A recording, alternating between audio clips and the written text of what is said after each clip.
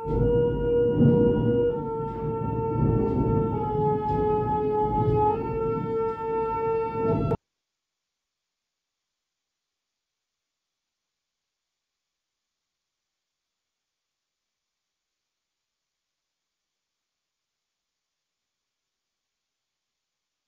माँ परम प्रभु श्री अरविंद पाद पद्म मोर प्रणाम जनाऊँछि एवं एही श्री अरविंद पाठचक्र रे ऑनलाइन माध्यम रे योगदान करिथिबा एवं अंशग्रहण करिथिबा समस्त दिव्य अभिप्सु अपा भाई माननकु प्रणाम।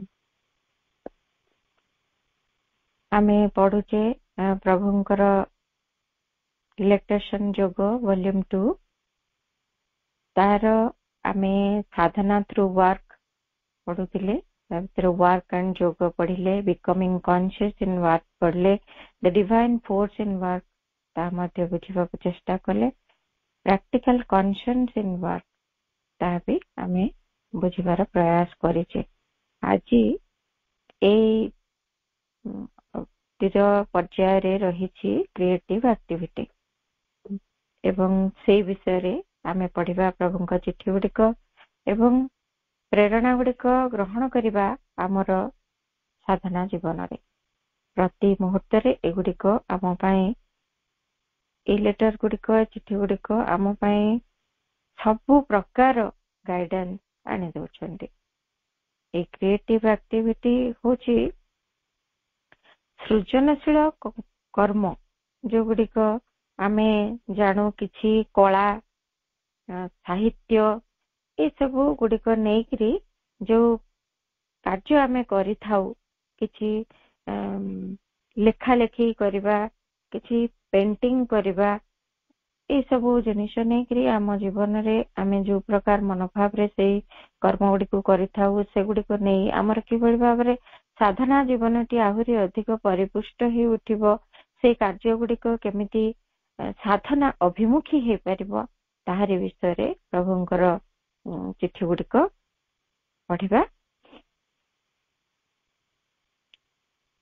Creative activity chapter 5 creative activity the art and the spiritual life जहा कहले कला एवं आध्यात्मिक जीवन ताहा उपरे प्रभुंकर चिट्ठी गुड़िक गोटे पर गोटे पढ़िबा एवं जानिबा कि भली चेतना रे रही आमे एई सृजनशील कर्म गुड़िक करिबा। There is no incompatibility between spirituality and creative activity. They can be united. आमे भाबु जदि साधना करूछु साधना रे हुए तो ए कलात्मक कार्यधारा ठीक न है पारे बा साधना सहित यह खाप खाइबो बा नहीं आम भीतर ये प्रश्नटी रही था। जंदी इधर साधना करूछु सेतरे कोन आम गोटे चित्र आंकिबु बसिकी आउ कोन लेखिबु एमती किछि सृजनात्मक कार्य आमे केमिति करि परिबु आ जदि करूछु ता वास्तव रे हमकु साधना रे कि भली सहाय्य करिवो कि नाही आमे से विषय रे संदेह प्रकट करि थाउ। जड़े साधक मां को कहिले मां से किछि लेखंती तांकर एमिति छोट कविता लेखंती किछि गद्य रूप रे किछि लेखा लेखि करंती एवं से मां को सब से गुडी को देखांती केमती हिथि जते बेले मां को पचारले दिने गोटे चिट्ठी देथिले मां को जे मां मु ए सब जो लेखा लेखि करूची आउ ता भितरे केते कोन भूल ठीक रहूची आपण मते किछि धारणा दउचंती किछि आईडिया दउचंती ता भितरे मु ताको सजाडुची ए सब कार्य भितरे कोन मोर साधना किछि होउची ना मो साधना रे सब किछि सहाय्य करूची। मां कहले यथार्थ मनोभाव रे जदि से गुडी को करा जाउची निश्चित भाव रे से गुडी को साधना रे सहायक हबे एमिति नहे जे से गुडी को एमिति बेकार काम जहा हम साधना भितर करूछु आ साधना सहित तार किछि संपर्क नाही आ साधना सहित तार संगति न थाई पारे ए भाबिबा ठीक नहे से गुडी को मध्य हमको दिव्य चेतना आड़ को नहीं जीवार सहायक ही थांते। तेबे आमे कदापि भाविबानी प्रभुंकर लेखारू ए चिठिरू there is no incompatibility between spirituality and creative activity. They can be united. से गुडी को दुटी जाक मिलित होई परिबे तांको भितरे एमिति इनकम्पैटिबिलिटी कोनसे असंगति बा असमंजस्य अवस्था बा परस्पर को खाप न खाइबार गोटे कंडीशन गोटे स्थिति नाही कारण आध्यात्मिकता एवं ए क्रिएटिव एक्टिविटी एका संगे भी चली पारिबो से माने एकत्र होई परिबे सुंदर भाबरे कारण आमे देखुछु प्रभुंकर जो रचना गुडी को आमे पढुछु महाकाव्य सावित्री पढुछु लाइफ डिवाइन पढुछु एसजन गीता सब गुडी को प्रकृत रे एते सुंदर भाबरे हमकु गाइड करूचंती साधना दिगरे मांकर समस्त वॉल्यूम गुडी को केते सुंदर लेखा जो गुडी को कि हमकु सहायक होचंती साधना से गुडी को जदी लेखा न थांता साधना रे हम पई केमिति गोटे सहायता मिली पारंता केमिति हमें दिग पांतु साधना पई तेनो भाबिबानी जे से गुडी को साधना सहित जाई परिबनी ताहा नुहे साधना सहित असंगत होबो ताहा नुहे साधना सहित ताहार मध्य एकत्व रही पारे एवं सेगुडी को यथार्थ चेतना रे जदि निया जाए तेबे ताहा हमको साधना रे सहायक होई आम चेतना को उद्धारण दिगरे सहायक हेबे.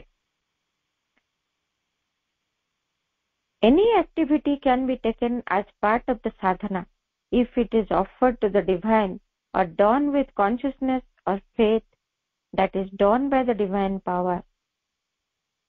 That is the important point. प्रभु सेई कथा को एठी पुनर्बार आउटिके स्पष्ट कर दउचंती जे कोनसी कार्य आमे पूर्वरु कर्म विषय केते सब कथा पढिया छिलेनी तरे प्रभु सबुटी से गुरुत्व देइचंती यथार्थ मनोभावटी को राइट एटीट्यूड को से कर्म भितरे यथार्थ मनोभावटी रहबो मनोभावटी कोन आमे जानिलेनी ता जदी यथार्थ चेतना रे करा जाउछि विश्वास र सहित करा जाउछि एवं दिव्य भागवत शक्ति को सहायता रे करा जाउछि तांकरी निकट रे समर्पण करा जाउछि तेबे ही ताहा यथार्थ मनोभाव होबो. तेबे एई जो प्रकार कार्यटी ए क्रिएटिव एक्टिविटी ए सृजनात्मक कार्य सब गुड़िक मध्य से इम्पोर्टेंट पॉइंट को अर्थात से गुरुत्वपूर्ण कथाटी को निज भितर जदि बहन करूछंती ताहाले निश्चित भावरे ताहा ही साधना होई उठिबो. ए मूल कथा सब क्षेत्र रे समस्त प्रकार कर्म क्षेत्र रे हमको मन रखा को पड़िबो. जहाँ गीतार अनुजाई साधनार धारा कर्म माध्यम रे एवं एमिति जेते को कर्म आमे करूचे केवल ए सृजनात्मक कार्य नुहंती अन्य समस्त प्रकार कर्म भितरे आमर मनोभाव रहिबो एया यथार्थ चेतना रहिबो विश्वास रहिबो दिव्य भगवत शक्ति को ऊपर एवं दिव्य भगवत शक्ति को द्वारा कार्यटी हबो. आमे ए बड़ी भाव रे समर्पित हेतु दिव्य भागवत शक्ति आम मध्य दे निरंकुश भाव रे कार्य करि परिबे बिना कोनोसी बाधा विघ्न रे सेमिति जदि रहु ताहा निश्चित भाव रे उच्चतर चेतना रे रही हमर साधना को अग्रगति दिगरे सहायक हबो. Literature, poetry, science and other studies can be a preparation of the consciousness for life. ए साहित्य कविता रचना विज्ञान एवं जेते समस्त प्रकार अन्यान्य ए भली पाठ रहिछि जेतेक ए दिगरे जेतेक क्रियाशीलता रहिछि सेगुडिक चेतनार प्रस्तुति रे आम जीवन रे सहायक हेई पारिबे. When one does yoga, they can become part of the sadhana only divine. Only if done the divine or taken up by the divine force. से कहउचंती ଯଦି ଏଇ କାର୍ଯ୍ୟ ଗୁଡିକ ଲିଟରେଚର, ପୋଏଟ୍ରି, ସାଇନ୍ସ ଆଉ ଯେତେ ସବୁ ଅଦର ଷ୍ଟଡିଜ ଯେତେ ଗୁଡେ ସବୁ ଆମେ ଅଧ୍ୟୟନ କରୁ, ଯାହା ସବୁ ତାହା ନେଇକିରି ଯେତେକ କାର୍ଯ୍ୟ କରୁ, ସେଗୁଡିକ ମଧ୍ୟ ଆମ ଚେତନାକୁ ଜୀବନରେ ଗଢିବା ଲାଗି ସହାୟକ ହେଇପାରନ୍ତି, ଯେତେବେଳେ ସେମାନେ ଆମ ଭିତରେ ସାଧନାର ଅଂଶ ହେଇଥାନ୍ତି ଏବଂ ଭଗବାନଙ୍କ ନିମିତ୍ତ ସେ କର୍ମ ଗୁଡିକ କରାଯାଉଥାନ୍ତି ଏବଂ ଭଗବତ ଶକ୍ତି ଦ୍ୱାରା ସେଇ କାର୍ଯ୍ୟ ଗୁଡିକ ସମ୍ପୂର୍ଣ୍ଣ ହେଉଥାନ୍ତି। ଅର୍ଥାତ୍ ଆମେ କଣ କରୁ, ଯେତେବେଳେ କୌଣସି କବିତା ଲେଖୁ କି ଆମେ କିଛି ସାହିତ୍ୟ ସର୍ଜନା କରୁ, ସେତେବେଳେ କଣ ହୁଏ, ଆମେ କେତେ ସୁନ୍ଦର ଲେଖିଦେଇଛୁ ବୋଲି ଆମ ଭିତରେ ଗୋଟେ ଭାବଟି ଆସେ। ସେଇ ଭାବଟି ବା କେତେ ସୁନ୍ଦର ଲେଖା ହେଇଛି, ବହୁତ ବଢିଆ ହେଇଛି, ସେଗୁଡିକ ପ୍ରକୃତରେ ଯଥାର୍ଥ ଚେତନାରେ ଭଗବାନଙ୍କ ନିମିତ୍ତ ହେଇପାରେନି। ତା ଭିତରେ ମୁଁ ନିଜେ ସେଟାକୁ ସର୍ଜନା କରିଥିବାର ଭାବଟିଏ ତା ଭିତରେ ବି ରହିଯାଏ। ତେଣୁ ତାହା ଡନ୍ ଫର୍ ଦ ଡିଭାଇନ୍ ବୋଲି ଆମେ କହିପାରିବା ନାହିଁ। କିନ୍ତୁ ପ୍ରଥମ ଅବସ୍ଥାରୁ ନିଶ୍ଚିତ ଏଇ କଥାଟି ଆମ ଭିତରେ ରହିବ। ଯେମିତି କହିଲେ ଯେ ପୃଥକ କର୍ତ୍ତୃତ୍ୱବୋଧ ଯଦି ତୁମ ଭିତରେ ଥାଏ, ତେବେ ବି ସେଇ କର୍ମ କରିବ ଭଗବାନଙ୍କ ପାଇଁ। ଯଦି ସେଇ କଥାଟିରୁ ଆମେ ଆରମ୍ଭ କରିବା, ଧୀରେ ଧୀରେ ଧୀରେ ଧୀରେ ଧୀରେ ଧୀରେ ତାହା ପୂର୍ଣ୍ଣ ଭାବରେ ଭଗବାନଙ୍କ ନିମନ୍ତେ ଅର୍ପିତ ହେଇଯିବ। କିନ୍ତୁ ପ୍ରଥମରୁ ଆମେ ନିଜେ କରୁଥିବା ସେଇ ବୋଧଟି ରହିଥିବ, ମୁଁ କର୍ତ୍ତା ଭାବଟି ରହିଥିବ, କିନ୍ତୁ ଭଗବାନଙ୍କୁ ଅର୍ପଣ କରାଯାଉଥିବ। ପ୍ରଥମରୁ ହିଁ ସାଧନା ଦିଗରେ ଯେତେବେଳେ ଆମେ ଏଇ କଥା ଗୁଡିକୁ ଯୋଡୁଛେ, ସେତେବେଳେ ଠାରୁ ହିଁ ଏଇ କାର୍ଯ୍ୟ ଆମ ଭିତରେ ଚାଲିବ। ମୁଁ କଲେ ମଧ୍ୟ, କର୍ତ୍ତା ଭାବଟି ଥିଲେ ମଧ୍ୟ ତାହା କେମିତି ଭଗବାନଙ୍କ ନିକଟରେ ଯଥାର୍ଥ ଭାବରେ ଅର୍ପିତ ହେଇପାରିବ, ତାଙ୍କରି ପାଇଁ ଏଇ କାର୍ଯ୍ୟଟି କରିଛି ବୋଲି ମନୋଭାବଟି ରହିବ। ଏବଂ ଧୀରେ ଧୀରେ ଧୀରେ ଧୀରେ ଯେ କହିଲେ ଟେକନ୍ ଅପ୍ ବାଇ ଦ ଡିଭାଇନ୍ ଫୋର୍ସ, ଏଇଟି ଡିଭାଇନ୍ ଫୋର୍ସ ଦ୍ୱାରା ଟେକନ୍ ଅପ୍ ହବ କେତେବେଳେ, ଇଏ ହଉଛି ଗୋଟେ ଚରମ ପର୍ଯ୍ୟାୟ। ପ୍ରଥମରୁ ଆରମ୍ଭ ହବ, କର୍ତ୍ତାବୋଧ ଥିବ, ମୁଁ କରିଛି, ସୁନ୍ଦର କରିଛି, କିନ୍ତୁ ମୁଁ ଏଠି ଭଗବାନଙ୍କ ପାଇଁ କରିଛି, ମାଙ୍କ ପାଇଁ କରିଛି, ମାଙ୍କ ନିମନ୍ତେ ମୁଁ ଏଟାକୁ ଅର୍ପଣ କରୁଛି। ଏଇ ଭାବରୁ ଧୀରେ ଧୀରେ ଧୀରେ ଧୀରେ ଆଗେଇବ ଆମର ସାଧନା ଏବଂ ଚେତନାରେ ଅଗ୍ରଗତି ହବ କ୍ରମୋନ୍ନତିଶୀଳ ଭାବରେ। ଏହା ଗୋଟେ ଦିନରେ ସମ୍ଭବ ନୁହେଁ, ପ୍ରୋଗ୍ରେସିଭ। ଏଇଟା ଧୀରେ ଧୀରେ ଧୀରେ ଧୀରେ ଆମ ଭିତରେ ଏହା ସମ୍ଭବ ହବ। ଏମିତି ଗୋଟେ ପର୍ଯ୍ୟାୟ ଆସିବ, ସେତେବେଳେ ଦିବ୍ୟ ଶକ୍ତି, ଦିବ୍ୟ ଭାଗବତ ଶକ୍ତି ଆମ ଭିତରେ ସେଇ କାର୍ଯ୍ୟକୁ କରେଇ ନେବେ।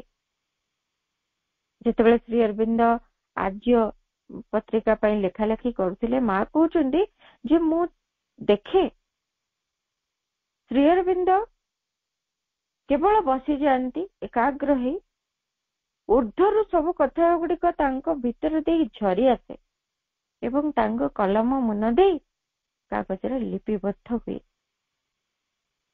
ବା ଟାଇପ ଯେତେବେଳେ କରୁଥାନ୍ତି, ତାଙ୍କ ହସ୍ତ ଚାଳନା ମାଧ୍ୟମରେ ସେଗୁଡିକ ଟାଇପିଂ ହୁଏ। ଏଗୁଡିକ କେମିତି ସମ୍ଭବ?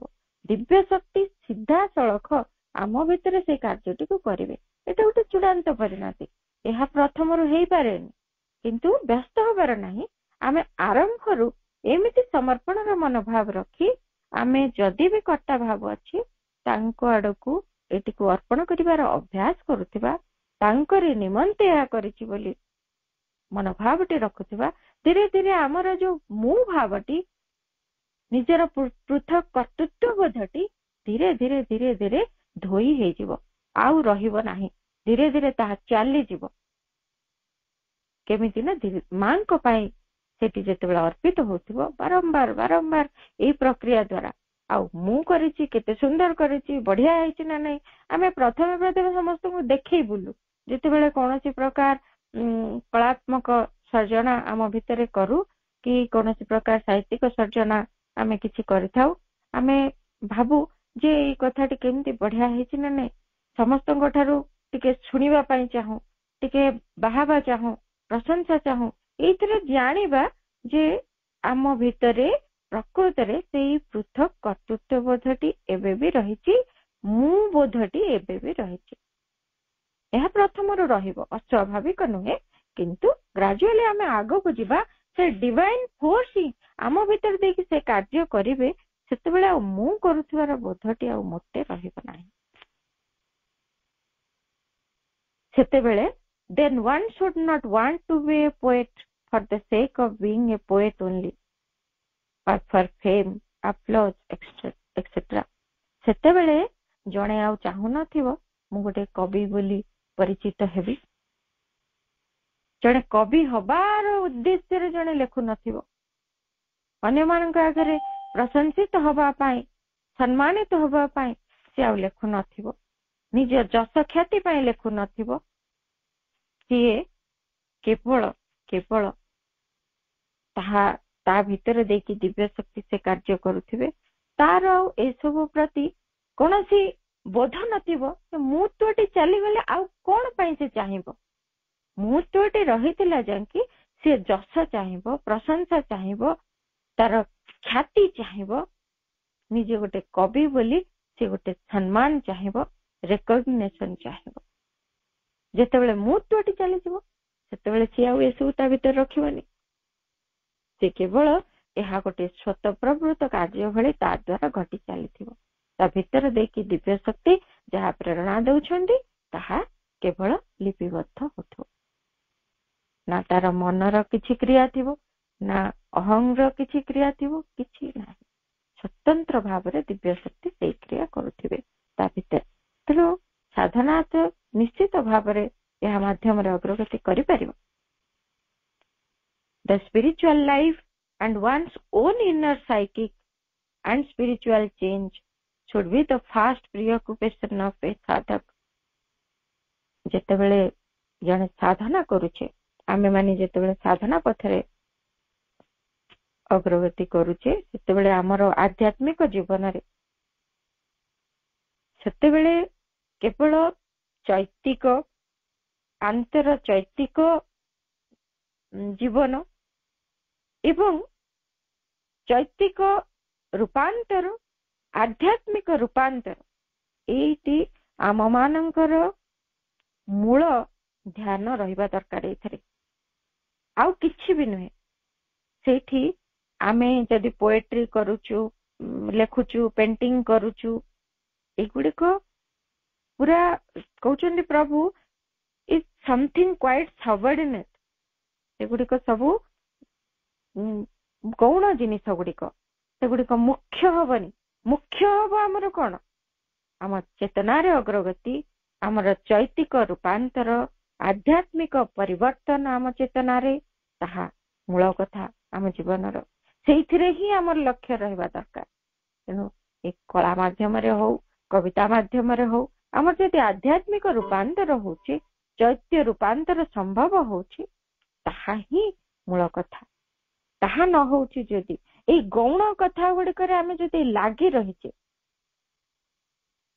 ଜଣେ ସାଧକ ସେମିତି ମାଙ୍କୁ କହିଥିଲେ, ସେ ବଗିଚାରେ କାମ କରନ୍ତି ଏବଂ ସିଏ କହିଲେ ମୁଁ ବଗିଚା କାମ ସାରିକି ମୁଁ କିଛି କବିତା ଲେଖୁଛି, କିଛି ଲେଖା ଲେଖି କରୁଛି ମା, ଆଉ ମତେ ଲେଖିବା ପାଇଁ ବହୁତ ଭଲ ଲାଗୁଛି, କିନ୍ତୁ ମୁଁ ଲେଖିବା ପାଇଁ ବୋଲି ମୋର ବଗିଚା କାମ ଯାହା ଆପଣ ଦେଇଛନ୍ତି ମୁଁ ସେଥିରେ କେବେ ବି ହେଳା କରେନି, ବା ସେ କାମରେ କେବେ ମୁଁ କୌଣସି ପ୍ରକାର ତ୍ରୁଟି ରଖିବାକୁ ଚାହେଁନି, କିନ୍ତୁ ବଳକା ସମୟରେ ମୁଁ ଟିକେ ଲେଖା ଲେଖି କରୁଛି, ଆଉ ମତେ ଲେଖିବାକୁ ବହୁତ ଭଲ ଲାଗୁଛି ମା। ମା କହିଲେ ତୁମେ ନିଶ୍ଚିତ ଭାବରେ ତାହା ଜାରି ରଖିପାର। ତୁମେ ଏମିତି ବି କରିପାରିବ ଯେ ତୁମ କାମ ସହିତ ଏଇ କାର୍ଯ୍ୟଟିକୁ ମଧ୍ୟ ତୁମେ ସଂଲଗ୍ନ ହେଇପାରିବ। ଅର୍ଥାତ୍ କର୍ମଟି, ଯାହା ବଗିଚା କାମଟି କର, ବଳକା ସମୟରେ ଯୋଉ କବିତା ଲେଖିବାର ଯୋଉ ପ୍ରେରଣା କେମିତି ଉର୍ଦ୍ଧ୍ୱ ସ୍ତରରୁ ଆସିବ, ଦିବ୍ୟ ଶକ୍ତି କିଭଳି ଭାବରେ ତୁମ ମଧ୍ୟ ଦେଇ କିଛି ବାକ୍ୟ, କିଛି ବାଣୀ, କିଛି ବାର୍ତ୍ତା ଏଇଠି ଲିପିବଦ୍ଧ କରିବାକୁ ଚାହିଁବେ, ସେଇ ପ୍ରତି ନିଜକୁ ପ୍ରସ୍ତୁତ କର। ଖାଲି ଲେଖିବି, ଭଲ ଲେଖିବି ବା ମତେ ଭଲ ଲାଗୁଛି ବୋଲି ଲେଖିବି, ସେଇଥିରୁ ଆହୁରି ଆଗକୁ ଯିବାର ଅଛି। ଆରମ୍ଭ ହବ ତ ସେଇଥିରୁ, କିନ୍ତୁ ଆଗକୁ ଯିବାର ଅଛି। ଚେତନାର ଗୋଟେ ପରିବର୍ତ୍ତନ ତା ଭିତରେ ଦେଇକି ହବାର ଅଛି। ଆଉ ଏଇଗୁଡିକ ମୁଖ୍ୟ ହେଇଯିବନି। ଯେମିତି ଏଇଗୁଡିକରେ ଲକ୍ଷ୍ୟ ରଖିକି ଆମେ କେତେ କବିତା ଲେଖିଲେ, ଆମେ କେତେ ବହି ଲେଖି ପକେଇଲେଣି, ସେଇ ବହିକୁ କେତେ ପ୍ରଚାର ପ୍ରସାର କରାଗଲାଣି, କେତେ ଚାରିଆଡେ ବିକ୍ରି ହେଲାଣି। ଏଇ ସବୁ କଥା ଗୁଡିକରେ ଆମର ଯେମିତି ଧ୍ୟାନଟା ମୂଳ ହେଇକି ନ ରହେ, ମୂଳ ଧ୍ୟାନ ଆମର ରହିବ ତାହା ମାଧ୍ୟମରେ, ସେଇ ସୃଜନାତ୍ମକ କର୍ମ ମାଧ୍ୟମରେ ମୋ ଭିତରେ ଚେତନାର ପରିବର୍ତ୍ତନ ହଉଛି ତ, ସେଇଟା ମଧ୍ୟ ଆମେ ପରଖି ପାରିବା। ଏଇ ଯୋଉ କଥା କହିଲେ ଯେ ପ୍ରଥମରୁ ସେ ଲେଖୁଥିବ ନିଜେ, କିନ୍ତୁ ଧୀରେ ଧୀରେ ଦିବ୍ୟ ଶକ୍ତି ସେଇ କାର୍ଯ୍ୟଟିକୁ ଅଧିକୃତ କରିବେ। ସେଇ ଆଡକୁ ଯାଉଛେ ନା ନାହିଁ ନିଜକୁ ପରୀକ୍ଷା କରୁଥିବା, ନା ସେଇ ମୁଁ ବୋଧରେ ସବୁବେଳେ ରହି ସେଇ କାର୍ଯ୍ୟ ଚାଲିଛି। ନିଜକୁ ପରୀକ୍ଷା କରୁଥିଲେ ଆମେ ଭଲ ଭାବେ ଜାଣିପାରିବା ସେଗୁଡିକ ଆମ ପାଇଁ ମୂଳ କଥା ନହେଇ ତା ଭିତରେ ଏଗୁଡାକ ଆନ୍ତର ସାଧନାରେ ସହାୟକ ହେବା ଲାଗି ଆମେ ଯେମିତି ଚେଷ୍ଟା କରିବା। ଏତିକି ଯଦି ନ କରୁଛେ, ଏଇ କଳାତ୍ମକ କାର୍ଯ୍ୟ, ସୃଜନାତ୍ମକ କାର୍ଯ୍ୟ ଯାହା ବି କରୁଛେ ତାହା କେବଳ ବାହ୍ୟ ସ୍ତରରେ ରହିଯିବ, ଆମ ସାଧନା ଲାଗି ସହାୟକ ହେଇପାରିବନି। Every artist, almost, there are rare exceptions, has got something of the public man in him. In his vital physical parts, the need of the stimulus of an audience, social applause, satisfied vanity or fame, that must go absolutely if he wants to be a yogi, and his art a service not of man or of his own ego but of the divine. କହିଛନ୍ତି ଯେ ପ୍ରତ୍ୟେକ କଳାକାର ଏଇ ଦିଗରେ ଯୋଉମାନେ କରୁଛନ୍ତି ତାଙ୍କର ସାଧନା ସୃଜନାତ୍ମକ କ୍ରିୟା ମାଧ୍ୟମରେ, ସେଇ ପ୍ରତ୍ୟେକଟି କଳାକାରଙ୍କ ଭିତରେ ଏମିତି କଥା ରହିଛି, କିଛି ଅବଶ୍ୟ ବ୍ୟତିକ୍ରମ ଥାନ୍ତି, ଖୁବ୍ କମ ବ୍ୟତିକ୍ରମ ଥାନ୍ତି, କିନ୍ତୁ ଅନେକଙ୍କ ଭିତରେ ଏମିତି କିଛି କଥା ଥାଏ ଯେ ସବୁ କିଛି ଗୋଟେ ସର୍ବସାଧାରଣ ଭାବରେ ସେଗୁଡିକୁ ଗ୍ରହଣ କରିଥାଏ। କେମିତି ଅର୍ଥାତ୍ ସମସ୍ତଙ୍କ ଦୃଷ୍ଟିଗୋଚରକୁ ଆସିବ। ତାର ଭାଇଟାଲ ପାର୍ଟସ ଭିତରେ ଏଇ କଥା ଗୁଡିକ ରହିଥାଏ, ଭାଇଟାଲ ଫିଜିକାଲ ପାର୍ଟସରେ।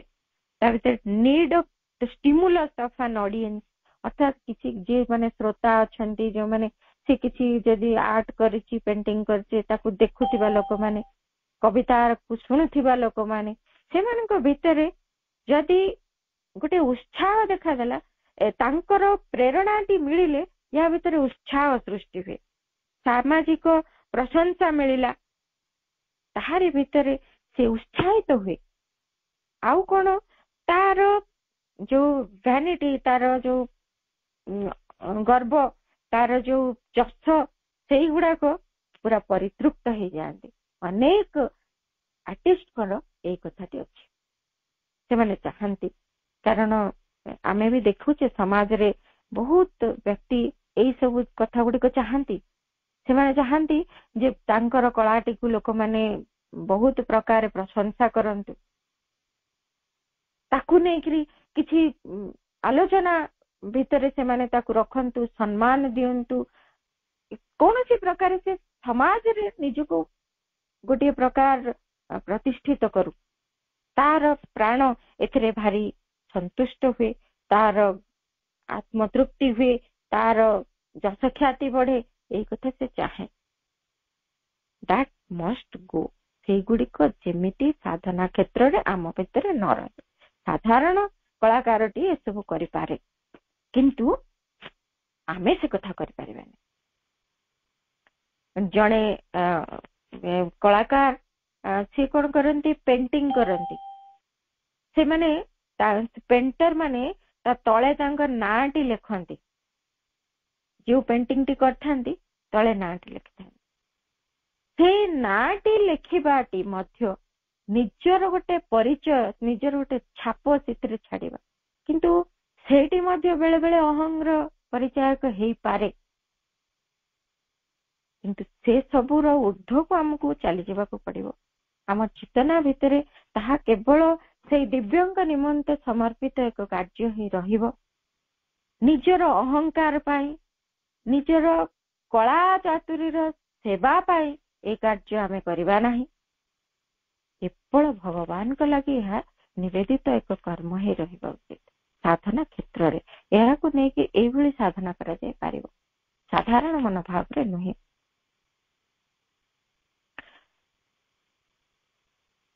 ଏଇଠି ଆଉ ଗୋଟିଏ ଚିଠିରେ ପ୍ରଭୁ ଲେଖୁଛନ୍ତି, well that acting as a great musician etc is an almost universal human weakness, especially with artists, poets, musicians and the whole splendid tribe. I have known even great yogis suffer from just a touch of it. If one can see mentally the humor of it, it will fall off in the end. এই କଥା ପ୍ରଭୁ ଆଉ ଟିକେ ବୁଝେଇ ଦେଇ କହୁଛନ୍ତି, ଏମିତି ଭାବରେ ଜଣେ ଯୋଉ ଆର୍ଟିଷ୍ଟ ମାନଙ୍କ କଥା କହିଲେ, ଗ୍ରେଟ୍ ମ୍ୟୁଜିସିଆନ ମାନଙ୍କର କଥା କହିଲେ, ବଡ ବଡ ସଙ୍ଗୀତଜ୍ଞ ମାନଙ୍କ କଥା କହିଲେ, କାରଣ ଇଏ ବି ଗୋଟେ କଳା।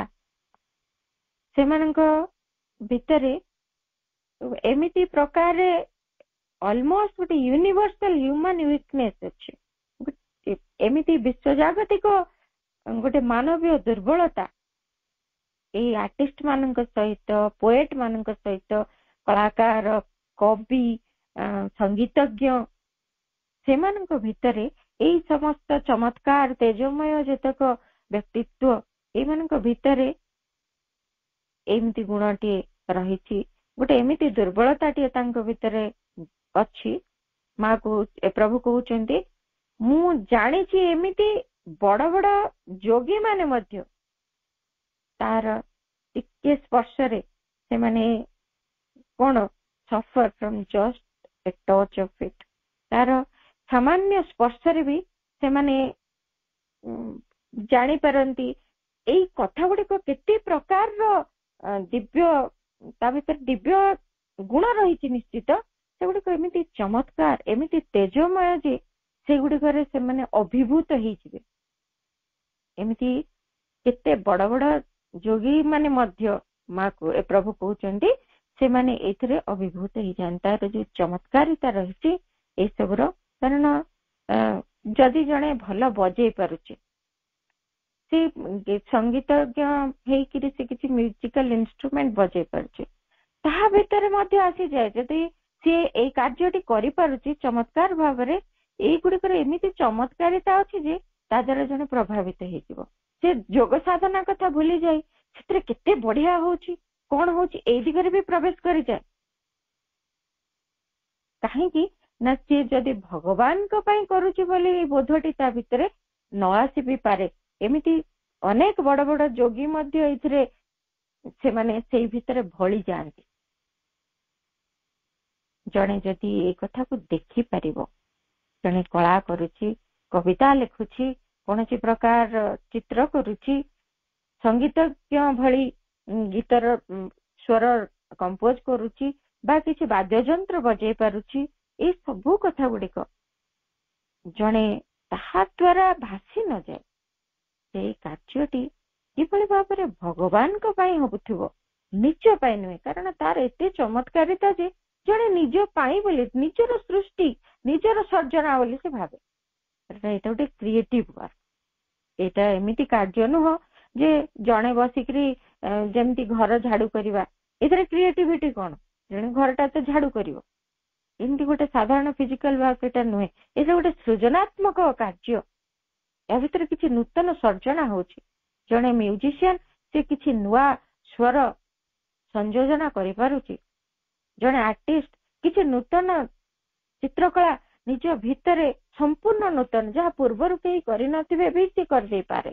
ଜଣେ କବି ସିଏ ଏମିତି ଚମତ୍କାର କବିତା ରଚନା କରିପାରେ, ସେମିତି ପୂର୍ବରୁ ସ୍ପର୍ଶ ବି କାହାର ବି ନ ମିଳିଥାଇପାରେ। ଏଟା ସମ୍ପୂର୍ଣ୍ଣ ନୂତନ ସର୍ଜନା, ନିଜସ୍ୱ ଗୋଟେ ସର୍ଜନା ବୋଲି ଭାବଟିଏ ଏ ଭିତରେ ଅଟୋମେଟିକାଲି ପଳେଇ ଆସେ। ବଡ ବଡ ଯୋଗୀ ମାନଙ୍କ ଭିତରେ ମଧ୍ୟ ଏଇ କଥା ହୁଏ, କାରଣ ଏଇଟା ମୋର, ମୁଁ କରିପାରିଛି, ମୋ ଭିତରେ ଏଇ ଚମତ୍କାର ଗୁଣଟି ରହିଛି, ମୋ ଭିତରେ ଏଇ ସାମର୍ଥ୍ୟଟି ଆସିଯାଇଛି। ହଁ, କହୁଥାଇ ପାରନ୍ତି ମା ମତେ ଦେଇଛନ୍ତି ଏଇ କାର୍ଯ୍ୟଟି, ମୁଁ କରିପାରୁଛି, ମୋ ଭିତରେ ଏମିତି ସବୁ ସାମର୍ଥ୍ୟ ଆସିଯାଇଛି, ମୁଁ ଏତେ ସୁନ୍ଦର ଭାବରେ ଏଇଟିକୁ କରିଦେଇ ପାରିଲି, ବା କବିତାଟି ଲେଖିଦେଇ ପାରିଲି, ବା ଚିତ୍ରଟି ଆଙ୍କି ଦେଇ ପାରିଲି, କିଛି ବି ଏଇ କଥା ଆଡକୁ ଭାସିଯାଏ ଜଣେ, ଯେହେତୁ ଏଟା ସୃଜନାତ୍ମକ। କିନ୍ତୁ ତାହାରି ଭିତରେ ଜଣେ ଯଦି ଏଇ କଥାକୁ ନିଜକୁ ଟିକେ ତନ୍ନ ତନ୍ନ କରିକି ଦେଖିବ, ଟିକେ ପର୍ଯ୍ୟବେକ୍ଷଣ କରିବ, ମାନସିକ ସ୍ତରରେ ମଧ୍ୟ ନିଜ ମନ ନେଇକି ନିଜକୁ ଜଣେ ଟିକେ ବିଚାର କରିବ, ସେତେବେଳେ ସିଏ ଏଇ କଥାକୁ ଦେଖିକି ଯଦି ହସି ପାରିବ, ଆରେ ମୁଁ କଣ ସର୍ଜନା କଲି, ମୋ ଭିତରେ ଏଇ କାର୍ଯ୍ୟଟି ସେଇ ଦିବ୍ୟ ଶକ୍ତି କରିପାରିଛନ୍ତି, ମୁଁ କିଏ? ଯଦି ଏଇ କଥା ଦେଖିକି ସେ ମାନସିକ ଭାବରେ ବି ହସି ଦେଇପାରେ, ତାକୁ ସେ ହସି ଦେଇପାରେ, ଅର୍ଥାତ୍ ତାକୁ ସେ ପୁରାପୁରି ଏମିତି ନିଜର ଏଇ ଅହଂ ପର୍ଯ୍ୟବେସିତ ଗୁଣଟି ଉପରେ ହସି ଦେଇପାରେ, ମୁଁ ସୃଷ୍ଟି କରିଛି ବୋଲି ନ ଭାବି, ତାହେଲେ ଧୀରେ ଧୀରେ ଧୀରେ ଧୀରେ ଶେଷରେ ଏଇ ମୁଁ ତୋଟି ତା ଭିତରୁ, ଏଇ ମୁଁ ସର୍ଜିଥିବାର ଯୋଉ ଭାବଟି, ମୁଁ ସର୍ଜନା କରିଥିବାର ଯୋଉ ଭାବଟି ଧୀରେ ଧୀରେ ଖସି ପଡେ, ଚାଲିଯାଏ, ଆଉ ରହେନି। ତେଣୁ ସବୁବେଳେ ଆମକୁ ଏଇ କଥାଟି ଉପରେ ନଜର ରଖିବାକୁ ପଡିବ, ଏଇ କଥାଟି ପ୍ରତି ସଚେତନ ହବାକୁ ପଡିବ ଯେ ଯେତେ ସୁନ୍ଦର ଭାବରେ, ଯେତେ ଭଲ ଭାବରେ, ଯେତେ ଅନନ୍ୟ ଭାବରେ ବି ମୁଁ ଗୋଟିଏ କଳାର ସର୍ଜନା କରିଥାଏ, ଯେକୌଣସି କଳା ଏଇ ପ୍ରକାର ଆମେ ଯାହା ସବୁ ଜାଣିଲେ, ସେଗୁଡିକ ତେବେ ବି ମୋର ବୋଲି ଭାବଟି ଯେମିତି ନ ଆସୁ, ମୁଁ ଏଠିକି କରିଛି, ଏତେ ସୁନ୍ଦର ହେଇଛି, ଏତେ ବଢିଆ, ଏଇ ଭାବଟି ନ ଆସୁ। ଚେଷ୍ଟା କରୁଥିବା ମନର ବୁଦ୍ଧି ନେଇକି ମଧ୍ୟ ବୁଝିବା ପାଇଁ ଯେ ମୁଁ କେମିତି କରିପାରିଛି, ଏହା ମୁଁ କରିନି, ମୋ ଭିତରେ ଏଇ ସାମର୍ଥ୍ୟଟି ଦିଆଯାଇଛି, ତେଣୁ ଏଇ କଥାଟି ସମ୍ଭବ ହେଇଛି। ଦେଇଛନ୍ତି କିଏ? ସେଇ ଭଗବାନ ଦେଇଛନ୍ତି, ତାଙ୍କରି ପାଇଁ ହିଁ ଏହା ସମର୍ପିତ। ମୁଁ ଏଇଠି କଣ ଗୋଟେ ଏତେ ଗୁରୁତ୍ୱ ପାଇଯାଇଛି, କିନ୍ତୁ ସେଇ କଥାଟି ହେଇନଥାଏ। ସମାଜର ପ୍ରତିଷ୍ଠା, ସମାଜର ସମ୍ମାନ, ସମାଜର ଯଶ ଖ୍ୟାତି, ଏଇ ସୃଜନାତ୍ମକ କଳାର ଯୋଉମାନେ ଅଧିକାରୀ, ସେମାନଙ୍କ ଭିତରେ ଏଇ ଭାବଟି ଆସିଯାଏ। ମୋ ପେଣ୍ଟିଂ ବିଶ୍ୱ ଦରବାରରେ ବିଖ୍ୟାତ ହଉ, ମୋ ପେଣ୍ଟିଂକୁ ନେଇକି ଅନେକ ଚର୍ଚ୍ଚା ହଉ, ମୋର କବିତାକୁ ନେଇକି କେତେ ବହି ଲେଖା ହେଇଯାଉ, ଏଇ ସବୁ ମୋ ସାହିତ୍ୟ ସର୍ଜନା ବିଶ୍ୱବିଦିତ ହଉ, ତାହା ନୁହେଁ। ସେଇ ଭାବ ଚାଲି ଆସେ, ଯେହେତୁ ନିଜେ ସର୍ଜନା କରିଛେ, ତାହା ନ ରଖିବା ଉଚିତ। ଧୀରେ ଧୀରେ ନିଜକୁ ଟିକିନିକି ଭାବରେ ପରୀକ୍ଷା କରି ତାକୁ ଆମ ଭିତରୁ ବିତାଡ଼ିତ କରିବା ଦରକାର। ସେ ଭାବ ତାହା ଆମ ଭିତରେ ରହିଲେ ସାଧନା ହେଇପାରିବ ନାହିଁ। ତାପରେ ଲିଟରେଚର, ସାହିତ୍ୟ ବିଷୟରେ କହୁଛନ୍ତି ପ୍ରଭୁ, to be a literary man is not a spiritual aim. ଆମେ ଜଣେ ସାହିତ୍ୟିକ ହେଇଯିବୁ କି ଲେଖକ ହେଇଯିବୁ, ଏହା ଆମର ଆଧ୍ୟାତ୍ମିକ ଲକ୍ଷ୍ୟ ନୁହେଁ। ଆମ ଯୋଗ ସାଧନାରେ ଏଇଟା ଆମର ଲକ୍ଷ୍ୟ ନୁହେଁ। ଜଣେ ବଡ ଲେଖକ, ବହୁତ ଲେଖା ଲେଖି କରେ ବୋଲି ଚାରିଆଡେ ମୋର ନାଁ ହେଇଯାଉ, ଏହା ଆମ ସାଧନାର ଚରମ ଲକ୍ଷ୍ୟ ନୁହେଁ। ସାଧନାର ଲକ୍ଷ୍ୟ କଥା ପୂର୍ବରୁ ଏହା ପ୍ରଭୁ କହିଲେ ଯେ ଆମ ଚେତନାର ଅଗ୍ରଗତି, ଆମ ଚେତନାର ରୂପାନ୍ତର, ଚୈତିକ ଏବଂ ଆଧ୍ୟାତ୍ମିକ ରୂପାନ୍ତର। ତେଣୁ ଏହା ଆମର ଲକ୍ଷ୍ୟ ନୁହେଁ। But two use literature as a means of spiritual expression is another matter. କିନ୍ତୁ ଯଦି ଆମେ ଏଇ ସାହିତ୍ୟକୁ ବ୍ୟବହାର କରୁଛୁ, ତାକୁ ଆମର ଆଧ୍ୟାତ୍ମିକ ଅଭିବ୍ୟକ୍ତି ଦିଗରେ, ତାହା ଅଲଗା କଥା। ଆମର ଆଧ୍ୟାତ୍ମିକ ଚେତନାର ଅଭିବ୍ୟକ୍ତି ହୁଏ। ଯେମିତି ସାଧନା କରିବା ସମୟରେ ସାଧକ ମାନେ କିଛି କବିତା ଲେଖିଥାନ୍ତି, କିଛି ସାହିତ୍ୟ ସର୍ଜନା କରିଥାନ୍ତି, ଯୋଉଗୁଡିକ ନେଇ କିଛି ତା ଭିତରେ ଦେଇକି ଆଧ୍ୟାତ୍ମିକ ଅଭିବ୍ୟକ୍ତି ରହିଥାଏ। ଆଧ୍ୟାତ୍ମିକ ଯୋଉ ଅଗ୍ରଗତି ହଉଛି, आध्यात्मिक चेतनार अभिव्यक्ति एई सबु गुड़िक ता भितर प्रकाशित होता है, अभिव्यक्त होता है।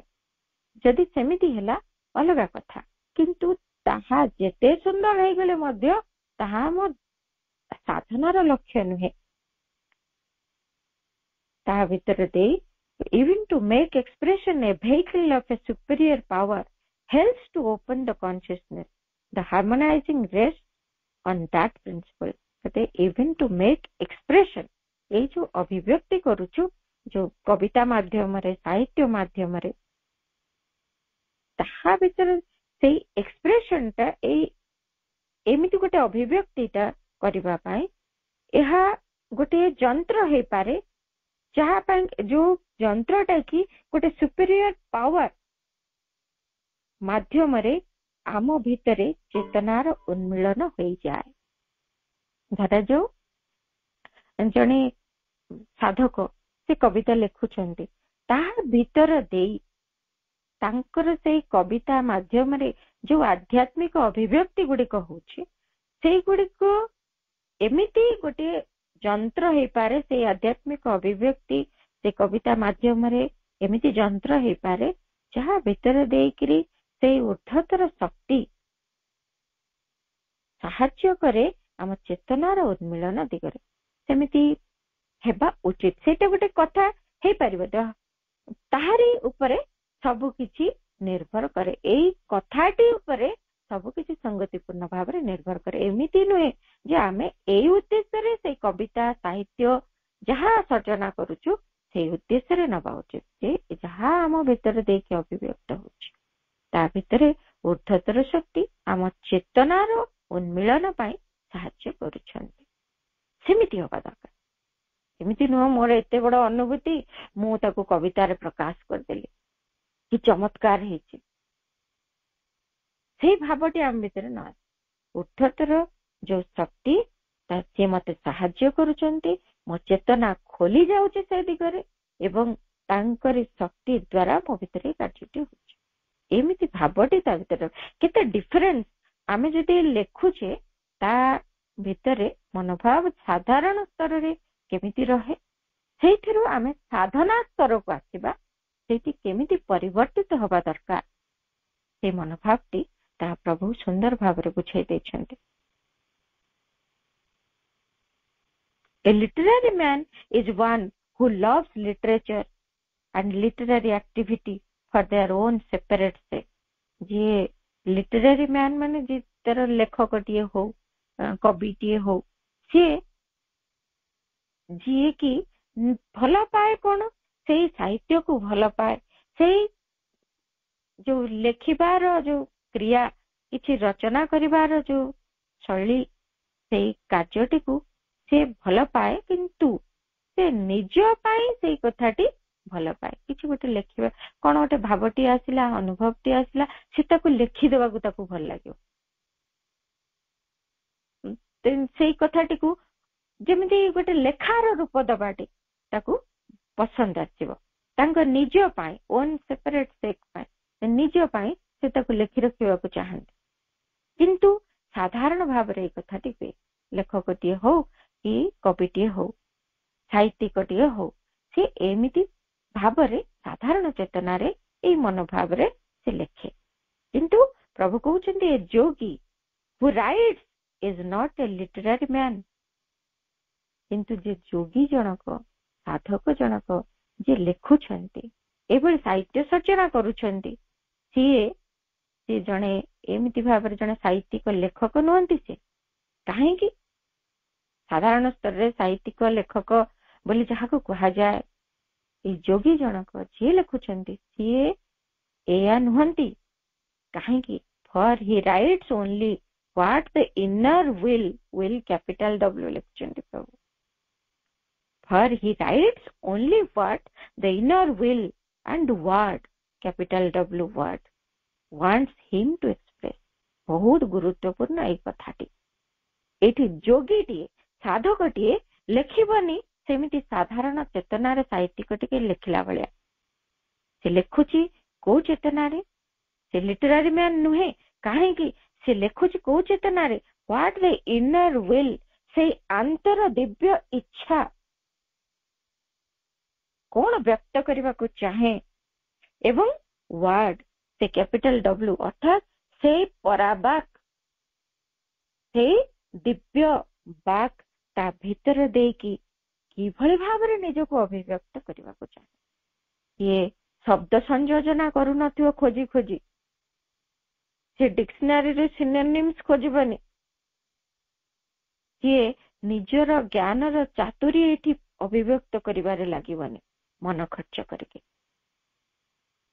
ଆନ୍ତର ଦିବ୍ୟ ଇଚ୍ଛା କୋଉ କଥାଟିକୁ ପ୍ରକାଶ କରିବାକୁ ଚାହାନ୍ତି ଏବଂ ସେଇ ପରାବାକ୍ ନିଜକୁ କୋଉ ଭଳି ଭାବରେ ଏଠି ଅଭିବ୍ୟକ୍ତ କରିବାକୁ ଚାହାନ୍ତି, ତାହା ହିଁ ତାର ଦ୍ୱାରା ଲିପିବଦ୍ଧ ହବ।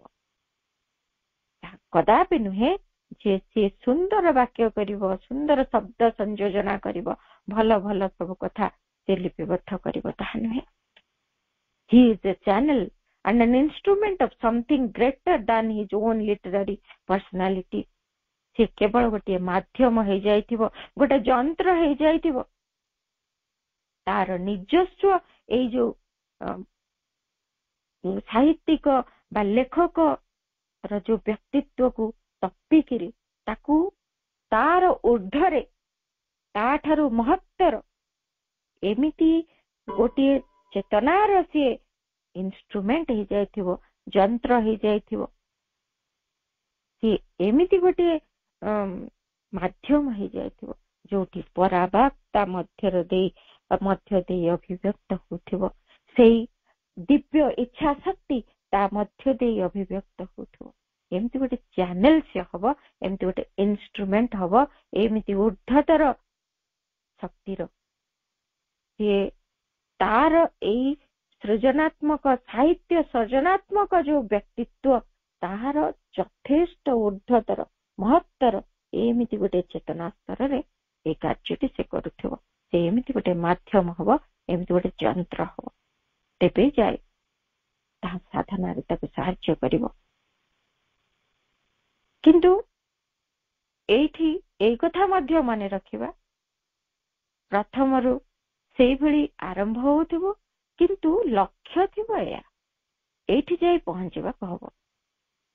ଲକ୍ଷ୍ୟ ନୁହେଁ ମୁଁ ଗୋଟେ ରାଇଟର ହେଇଯିବି, ଲକ୍ଷ୍ୟ ରହିବ ସେଇ ପରାବାକ୍ ପାଇଁ ମୁଁ ଗୋଟେ ଯନ୍ତ୍ର ହେଇଯିବି, ଗୋଟେ ମାଧ୍ୟମ ହେଇଯିବି, ଯାହା ଭିତରେ ଦେଇକି ତାଙ୍କରି ଅଭିବ୍ୟକ୍ତି ହବ। ଏଇଟା ଲକ୍ଷ୍ୟ।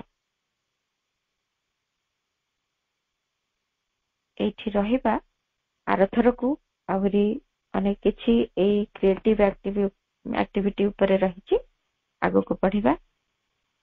ଆଜିର ଆଲୋଚନାକୁ ମାଙ୍କ ପାଦ ପଦ୍ମରେ ନିବେଦନ କରି କୃତଜ୍ଞତାପୂର୍ଣ୍ଣ ପ୍ରଣାମ କରୁଛି। ସମସ୍ତଙ୍କୁ ଧନ୍ୟବାଦ। ବନ୍ଦେ ମାତରମ୍।